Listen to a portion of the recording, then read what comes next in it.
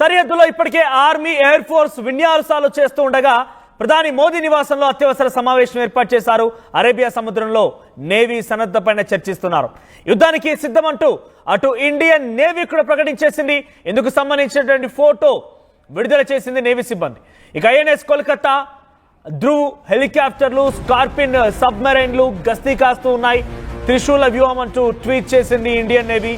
సముద్రం పైన, సముద్ర గర్భంలో అలల మీద అంటూ ట్వీట్ చేసింది. ఒకసారి ఆ ట్వీట్ చూద్దాం, ఆ తర్వాత మరిన్ని డీటెయిల్స్ మాట్లాడుకునే ప్రయత్నం చేద్దాం. ట్వీట్ లో చూడండి, the trident of national naval power above, below and across the waves. ఇది అక్కడ ఇండియన్ నేవీ ట్వీట్ చేసింది. అంటే దాని అర్థం అటు నేవీ పరంగా అన్ని రకాలుగా సంసిద్ధంగా ఉంది. ఇండియన్ నావల్ పవర్ అంటే ఏంటి అని చూపించడానికి సిద్ధంగా ఉన్నామంటూ ఇండియన్ నేవీ ట్వీట్ చేసింది. ఆ ట్వీట్ లో above, below and across the waves అంటే పైన, సముద్ర గర్భం పైన, సముద్రం లోపల అన్ని చోట్ల సిద్ధంగా ఉన్నామంటూ ఒక వీడియోని, ఒక ట్వీట్ ని విడుదల చేసి, ఒక ట్వీట్ ని షేర్ చేసింది ఇండియన్ నేవీ. సో ఇప్పటికే అటు పాకిస్తాన్ నేవీ కూడా సిద్ధంగా ఉన్నామంటూ ఒక వీడియో విడుదల చేసింది నిన్న.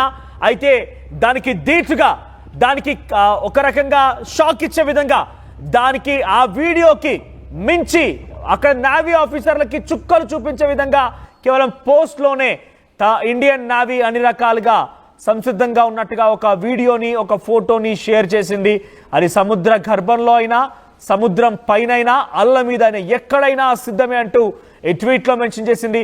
ప్రస్తుతం ఇండియన్ నేవీ అటు కరాచీ పోర్ట్ని, గ్వాదర్ పోర్ట్ని, కాసిం పోర్ట్ని ఎక్కుపెట్టినట్టు తెలుస్తోంది.